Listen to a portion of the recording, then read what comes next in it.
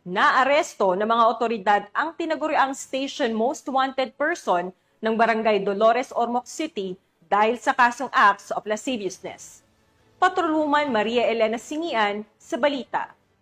Ng mga autoridad ang tinaguriang Station Most Wanted Person na may kasong acts of lasciviousness matapos mahuli sa Barangay Dolores, Ormoc City. Naaresto ang akusado bandang alas 10:27 ng tanghali ng mga tauhan ng Ormoc City Police Station 5 kasamang Ormoc City Police Station 6 sa bisa ng warrant of arrest para sa kasong acts of lasciviousness na may inirekomendang piyansa na 200,000 pesos para sa pansamantalang kalayaan. Ang akusado ay dinala sa Ormoc City PS5 para sa kaukulang dokumentasyon at tamang disposisyon. Ipinapakita ng pambansang pulisya ang kanilang seryosong pagtupad sa tungkulin na hulihin ang mga lumalabag sa batas para mapanatili ang kapayapaan at kaligtasan ng lahat. Kasabay nito ang mga hakbang upang mapabuti ang serbisyo at mapalakas ang tiwala ng publiko para sa isang ligtas na bagong Pilipinas.